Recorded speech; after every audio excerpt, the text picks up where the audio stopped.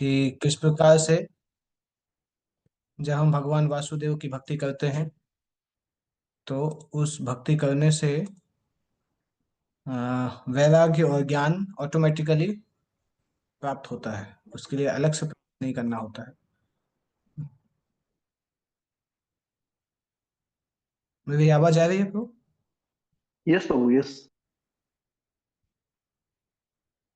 Okay. तो भगवान श्री कृष्ण की भक्ति, ये पहला पैराग्राफ हमने पढ़ा था कि भक्ति की उपासना पद्धति अ, ये शुद्ध भक्तों के लिए उत्कृष्ट है जो परमेश्वर से संपर्क संपर्क स्थापित करना चाहते हैं, और यह उन नव दीक्षितों के लिए बहुत आसान है जो भक्ति रूपी घर की दहलीज पर है। दैट मीन्स जो अभी भक्ति करना प्रारंभ कर रहे हैं उनके लिए भी आसान है, और जो शुद्ध भक्ति को प्राप्त कर चुके हैं उनके लिए भी बहुत अच्छी है क्योंकि उनको रस प्राप्त होता है। ये तात्पर्य हमने पढ़ा था। सेकंड पैराग्राफ से हमें पढ़ना था कि जब हम भक्ति करते हैं तो भक्ति के मार्ग में ज्ञान और वैराग्य, ये दो इम्पोर्टेंट कॉन्सेप्ट्स हैं। जैसा कि हमने इसके अनुवाद में भी देखा कि भक्ति करने से ज्ञान और वैराग्य प्रकट होने लगते हैं, इसलिए भक्ति को माँ बोला जाता है और ज्ञान और वैराग्य को उसके पुत्र बोला जाता है। अभी वैराग्य का मतलब हमने कुछ थोड़ा डिस्कस भी किया था। वैराग्य का मतलब भौतिक वस्तुओं की आसक्ति से छूट जाना। उसका ये मतलब नहीं है कि सारी आसक्ति से छूट जाना। भौतिक आसक्ति से छूटना या भौतिक राग से छूटना पूरी तरह से निष्क्रिय हो जाना नहीं कहलाता है। कभी कभी लोग सोचते हैं कि अगर कोई वैराग्य ले लिया है तो उसको वो कोई काम नहीं करेगा, एक ही जगह पे केवल बैठा रहेगा केवल, इसलिए कई बार लोग उसको पैरासाइट बोलते हैं कि कोई फिजिकल काम नहीं करते हैं, केवल बैठे रहते हैं। परंतु भौतिक वस्तु को छोड़ना, भौतिक राग से छूटना, उसका ये मतलब नहीं कि व्यक्ति पूरी तरह से निष्क्रिय हो जाए। उस निष्क्रिय का मतलब ऐसा होता है कि ऐसे कर्म नहीं करें जिसका अच्छा या बुरा प्रभाव पड़े। फॉर एग्जाम्पल, जब हम भगवत गीता का अध्ययन करते हैं या भगवत गीता को सुनते हैं तो वो ऐसे कर्म में आता है जिससे आपको आध्यात्मिक फल मिलता है, भौतिक फल मिलते ही नहीं है। क्योंकि भौतिक फल नहीं मिलता है तो हमें भौतिक संसार में आना नहीं पड़ता है। जब उसका फल भुगतने के लिए आध्यात्मिक संसार में जाना होता है तो उसको नेक्स्ट कर्म में हम बोलते हैं।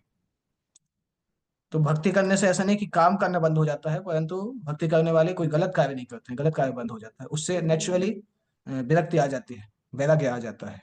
तो भौतिक रूपों से विरक्ति का अर्थ सकारात्मक रूप को नकारना नहीं है। भक्ति उपासना पद्धति तो सकारात्मक रूप की अनुभूति के लिए निर्मित है। जब सकारात्मक रूप का साक्षात्कार होता है तो नकारात्मक रूप स्वतः विलग हो जाता है। इसलिए भक्ति में हम अपने आप जो निम्न सेवाएं होती हैं वो अ, छूट जाती हैं, डिटैच हो जाती हैं। जैसे किसी व्यक्ति को अगर आप बहुत अच्छा भोजन देंगे तो वो सूखी रोटी खाना अपने आप ही बंद कर देगा, आपको सूखी रोटी हटानी नहीं पड़ेगी। केवल एक थाली में आप उसको अच्छा भोजन दे दीजिए, वो अपने आप ही सूखी रोटी वाली थाली को दूर कर देगा। तो ये भक्ति भक्ति का एक स्पेसिफिक स्टैंडर्ड है कि व्यक्ति बहुत आसानी से भौतिक संसार को छोड़ देता है। बहुत ज्यादा प्रैक्टिस नहीं लगता है, हो सकता है इनिशियल कुछ समय तक लगे, परंतु एक समय के बाद व्यक्ति ग्रॉस भौतिक भोग से तो छूट जाता है। तो सूक्ष्म भौतिक भोग में चलता रहता है, परंतु ग्रॉस भौतिक भोग छूट जाता है। भक्ति उपासना पद्धति जीव का सब सर्वोच्च धर्म होने के कारण भौतिक इंद्रिय सुख से बाहर ले आती है, और यही शुद्ध भक्त का लक्षण है। एडवांस भक्त का ये लक्षण है कि भौतिक भोग से वो कितना डिटैच है, उसी को एडवांस भक्ति बोला जाता है। शुद्ध भक्त ना तो मूर्ख होता है और ना निकृष्ट शक्तियों में लगा रहता है, और ना ही उसके पास भौतिक मूल्य होते हैं। भगवत कृपा से ही वो अपने जीवन का निर्वाह करता है, और भगवत कृपा से ही वो आध्यात्मिक संसार में प्रवेश करने का के लिए प्रैक्टिस करता है। तो जब ज्ञान आता है, वास्तविक आध्यात्मिक ज्ञान जब किसी को मिलता है, तो ज्ञान का नेचुरल लक्षण है कि उसको चीजें सही तरीके से दिखने लगती हैं, उसको इल्यूजन नहीं होता है। और जब चीजें सही तरीके से दिखती हैं तो वैराग्य अपने आप आ जाता है। लास्ट में यहाँ ये भी लिखा है, जिसने केवल ज्ञान और वैराग्य होता है वह भक्ति उपासना के नियमों से ठीक से परिचित हो, यह आवश्यक नहीं है।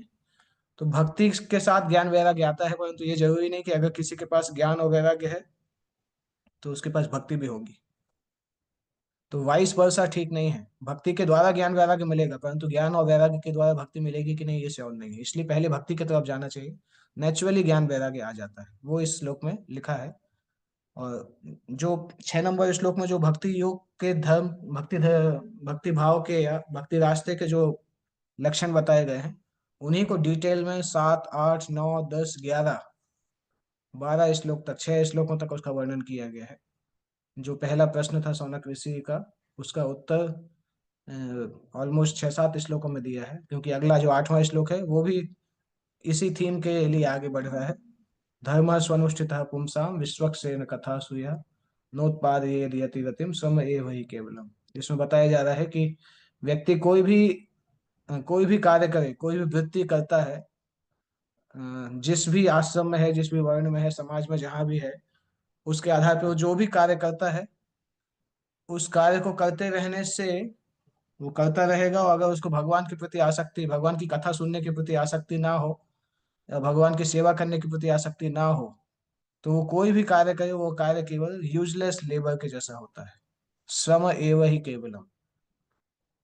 दैट मीन्स हम जो भी क्रियाएं कर रहे हैं, अगर वो क्रियाएं हमें भगवत चेतना की तरफ नहीं ले जाती हैं, तो वो क्रियाएं वेस्ट होती हैं। आगे इसी श्रीमद् भागवतम में आगे दूसरे या तीसरे स्कंद में कहीं पे एक श्लोक आता है, एग्जैक्टली वो स्कंद नंबर याद नहीं है, पर श्लोक आता है, नेह यत कर्म धर्माय न विरागाय कल्पते न तीर्थ पद सेवाय जीवन अभिमृतो हि स। उसमें आता है कि अगर किसी के कर्म उसको धार्मिक रास्ते की तरफ नहीं ले जाते हैं, किसी का धर्म उसको वैराग्य की तरफ नहीं ले जाता है, और अगर वैराग्य उसको भगवान के चरणों की सेवा की तरफ नहीं ले जाता है, तो ऐसा कर्म, ऐसा धर्म, ऐसा वैराग्य तीनों यूजलेस कहलाते हैं। जीवन अपि मृतो ही सा। ऐसा बोला जाता है कि वो व्यक्ति जीते हुए भी मरे के समान है। तो आइडियल हम जो कार्य करते हैं वो कार्य हमें धर्म की तरफ ले जाना चाहिए, धर्म से वैराग्य प्राप्त होना चाहिए, वैराग्य से हमें कृष्ण चेतना प्राप्त होनी चाहिए। तो फाइनल गोल जो है वो कृष्ण चेतना है। और वही इसमें लिखा है, अगर हमारी क्रियाएं हमें कृष्ण चेतना की तरफ नहीं ले जाती हैं तो उसको यूजलेस बोला जाता है। तात्पर्य प्रभुपाद जी लिख रहे हैं, अलग अलग ऑक्यूपेशन हो सकते हैं लोगों के, और उसमें कोई समस्या नहीं है। भौतिकतावादी लोग जो आत्मा के बारे में बिल्कुल नहीं जानते हैं, उनके भी अपने ऑक्यूपेशन रहते हैं, और उनके उनके जो क्रियाएं होती हैं वो ज्यादातर इंद्रियों के इर्द गिर्द होती हैं। अपने शरीर के लिए और अपने शरीर से संबंधित जो भी लोग हैं, जो भी वस्तुएं हैं, उनसे आसक्त रहते हैं। व्यक्ति अपने से आसक्त होता है, फिर अपनी फैमिली से आसक्त होता है, फिर अपने शहर से आसक्त होता है, अपने देश से आसक्त होता है। तो ये सब कुछ क्या बोला जाता है, इसमें लिखा है, संकेंद्रित और विस्तारित स्वार्थ। उसकी क्रियाएं इसी लेवल पे होती है कि मुझसे संबंधित जो वस्तुएं हैं उसका मुझे अच्छे से अच्छे देखभाल रखना चाहिए। और ये आगे लिखा भी है कि शरीर के ऊपर ही केंद्रित होता है। विस्तारित का मतलब परिवार, समाज, समुदाय, राष्ट्र और विश्व के दृष्टिकोण से शारीरिक सुख के इर्द गिर्द घूमता रहता है। क्योंकि उसको पता ही नहीं कि वो आत्मा है, तो उसके जो प्रयास है वो केवल शरीर के स्तर पे होते हैं। ये सबसे नीचे का स्तर है। इसके ऊपर होते हैं मेंटल स्पेकुलेटर्स, मनोधर्मी, तर्कवादी लोग होते हैं, जो कि अ, मानसिक विचारों में बहुत एक्सपर्ट होते हैं। कभी कभी साइंटिस्ट को इस कैटेगरी में माना जाता है। कुछ लोग होते हैं जिनको साइंस से भी कोई मतलब नहीं है, वो केवल अपने इंद्रिय भोग में लगे रहते हैं, ग्रॉस इंद्रिय भोग में। उसके ऊपर कुछ होते हैं साइंटिस्ट लोग, जो ज्यादातर मेंटल जिम्नास्टिक्स में लगे रहते हैं, मनोजगत में उड़ान भरते हैं। और साइंटिस्ट भी है इसमें उदाहरण, पोएट का भी लिखा है। पोएट भी मनोजगत में उड़ते रहते हैं। दार्शनिकपन मतलब फिलोसोफर्स जो होते हैं, उनका भी लिखा है। तो ये लोग हो सकता है डायरेक्टली शरीर शरीर से तो कनेक्टेड हैं ही, शरीर से आसक्त हैं, परंतु ये लोग मन के स्तर पे बहुत उड़ान भरते रहते हैं। शरीर और मन के सीमित स्वार्थ के उद्देश्य से अलग अलग इज्म, वाद चलाते हैं। तो सबसे नीचे भौतिकतावादी, उसके ऊपर फिर ये लोग हैं जो मनोधर्मी हैं। और शरीर और मन दोनों से ऊपर आत्मा होती है। और अगर वो आत्मा शरीर से बाहर निकल जाए तो शरीर भी खत्म हो जाता है, मन का भी कोई मतलब नहीं रहता। शारीरिक मानसिक स्वार्थ सब व्यर्थ हो जाते हैं। और लोगों को चूंकि आत्मा के बारे में जानकारी नहीं होती है, मैक्सिमम 99% लोगों को आत्मा के बारे में जानकारी नहीं होती, इसलिए वो शरीर की चेतना से, शरीर की वृत्ति से संतुष्ट रहते हैं। परंतु यहाँ पे इस श्लोक में अनुवाद में बताया गया है कि आत्मसंतुष्टि तभी होती है जब आत्मा की संतुष्टि हो। जब तक हम आत्म को शरीर समझते रहेंगे तो संतुष्टि का कोई क्वेश्चन ही नहीं आता है। जैसे इसमें लिखा है, सुप्त आत्मा की आवश्यकता को जाने बिना केवल शरीर तथा मन को तुष्ट करके कोई भी सुखी नहीं रह सकता है। जब तक हम आत्मा की आवश्यकता को नहीं समझेंगे तब तक हम कितना भी पैसा कमा लें, कुछ भी कार्य कर लें, आप देखेंगे जीवन में एक समय फ्रस्ट्रेशन आएगा। अगर जवानी में नहीं आएगा तो बुढ़ापे में आएगा, या तो मरते दम तक कभी ना कभी इस प्रकार से आता है कि यार, क्योंकि आत्मा की नेचुरल इच्छा है प्रसन्न होने की, हमेशा प्रसन्न होने की, परंतु संसार में जब रहते हैं, भौतिक संसार में, तो शरीर होने के कारण वो प्रसन्नता बीच बीच में ऑब्स्ट्रक्ट होती रहती है। जब बीमारी आती है, फिर व्यक्ति का मन बुद्धि अहंकार उसको परेशान करता है, दूसरे लोग परेशान करते हैं, शरीर भी चेंज होता रहता है, बुढ़ापे आ जाते हैं। तो आत्मा की इच्छा हमेशा सुखी रहने की है, परंतु शरीर के अंदर बंधा होने के कारण आत्मा सुख नहीं रह पाती है। इसलिए इसमें लिखा है, जब तक आत्मा की आवश्यकता को नहीं जानते हैं, केवल शरीर को तुष्ट करेंगे, मन को तुष्ट करेंगे, कोई व्यक्ति सुखी नहीं हो सकता है उसमें।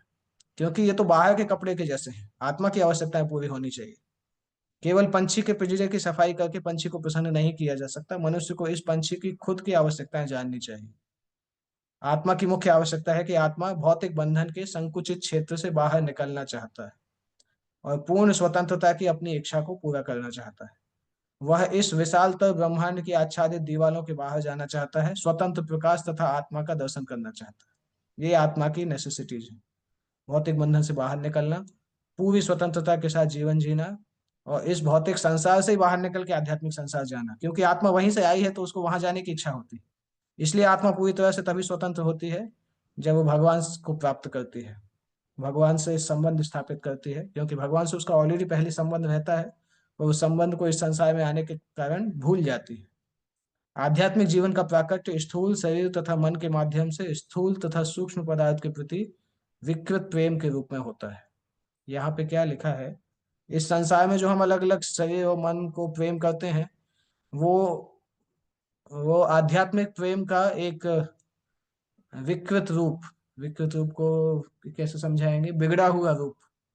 जो हम शरीर और मन के प्रति प्रेम करते हैं, वो ओरिजिनली भगवान कृष्ण के प्रति जो प्रेम करते हैं उसका विकृत रूप इस संसार में आता है।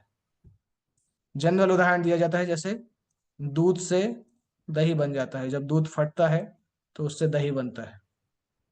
तो उसी प्रकार से जब आध्यात्मिक प्रेम जो है, वो जब इस संसार में विकृत रूप में आता है तो वो काम भावना के रूप में वर्णन होता है। इसलिए अगर कोई व्यक्ति वास्तविकता में वास्तविक धर्म को पालन करना चाहता है, जिससे कि दैवी चेतना बढ़े, तो उसको ऐसे कर्म करना होगा जो उसको कृष्ण भक्ति की तरफ ले जाए। ऐसे कर्म क्या कहलाते हैं, भगवान की दिव्य लीलाओं का श्रवण और कीर्तन, और ऐसी कोई भी वृत्ति जो मनुष्य को परमेश्वर के दिव्य संदेश का श्रवण तथा कीर्तन करने में अनुरक्त नहीं करती है। यहाँ पर ऐसी वृत्ति को समय का अपव्यय, समय का वेस्ट बताया गया है। ऐसा इसलिए है कि अन्य वृत्तियां, चाहे वो किसी भी वाद के रूप में हो, आत्मा को मुक्ति नहीं दिला सकती। यहाँ तक कि मोक्ष कामियों के कर्म भी व्यर्थ माने जाते हैं, क्योंकि वे समस्त स्वतंत्रताओं के मूल स्रोत को नहीं जान पाते। निपट भौतिकतावादी व्यवहारिक रूप से देख सकता है कि उसका भौतिक लाभ काल तथा स्थल से बंधा है, चाहे वो इस लोक में हो या अन्यत्र हो। यदि वो स्वर्ग लोक में भी चला जाए तो उसकी लालायत आत्मा को वहां भी स्थायी वास नहीं मिलेगा। इस लालायत आत्मा को पूर्ण भक्ति की पूर्ण वैज्ञानिक विधि द्वारा तुष्ट किया जाना चाहिए। तभी आत्मा आत्मा केवल तभी संतुष्ट हो सकती है जब उसको आध्यात्मिक भोजन प्राप्त हो, आध्यात्मिक नरिशमेंट प्राप्त हो। तो ऐसा नहीं कि इस संसार में आत्मा रहेगी तो खुश हो जाएगी, स्वर्ग में भी जाएगी तो भी खुश होने वाली नहीं है, स्वर्ग के ऊपर जाएगी तब भी पूरी संतुष्टि नहीं मिलेगी, जब तक इस ब्रह्मांड की कवरिंग से बाहर आत्मा नहीं जाती है शुद्ध भक्ति को प्राप्त करके, तब तक उसको पूरी संतुष्टि नहीं मिलेगी, बार बार आत्मा को लौटना पड़ेगा। जब तक इस प्रयास में आत्मा सफल नहीं होगी तब तक उसको लगातार संसार में वापस आना होगा।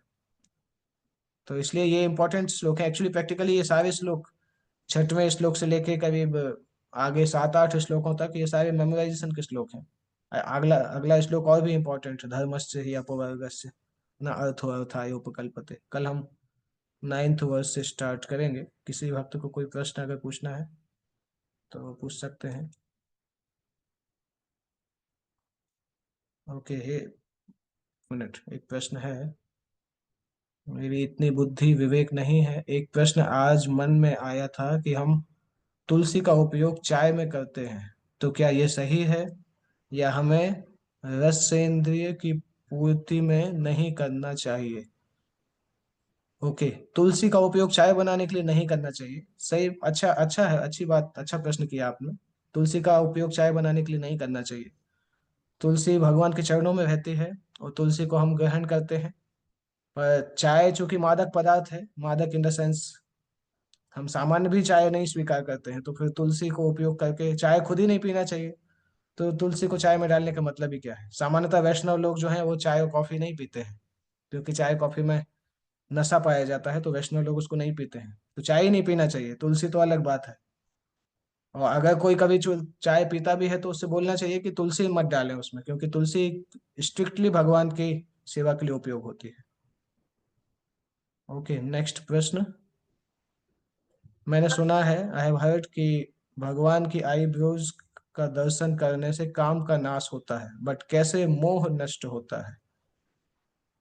भगवान की आईब्रोज का दर्शन करने से काम नाश होता है। आदि शंकराचार्य बताते हैं, मनसी विचिंति बारंबार, इस संसार के टेम्पररी नेचर को बार बार याद करने से मोह का विनाश हो जाता है। ये बार बार याद करने से कि संसार एक परमानेंट नहीं है, टेम्पररी संसार है। सारी चीजें समय के साथ साथ आती हैं, बिछुड़ जाती हैं। जितना इसको याद करेंगे उतना मोह नष्ट होता है। ओके, नेक्स्ट प्रश्न। उपवास में टी और कॉफी पी सकते हैं क्या? नहीं, सामान्य भी नहीं पी सकते हैं, तो उपवास में कैसे पिएंगे? कोई भी नष्ट, अगर हमें सामान्यतः हम वैदिक समय में देखें तो केवल दूध पिया जाता था। दूध और दूध इलायची उसमें डाल के पी सकते थे, परंतु टी कॉफी भारत में नहीं पिया जाता था। अंग्रेजों के आने के बाद ही मेनली टी कॉफी इंडिया में आया। तो उपवास या उपवास के बिना कभी भी टी कॉफी अवॉइड करना चाहिए। हो सकता है बिगनिंग में हम उसको अभी अवॉइड नहीं कर पाए, पर समय के साथ साथ उसको अवॉइड करना चाहिए। मिल्क के ऊपर आना चाहिए टी कॉफी, क्योंकि नशे की कैटेगरी में आती है। ओके, ठीक है, so we can end here. शिल प्रभुपाद की जय, श्रीमद् भागवतम की जय।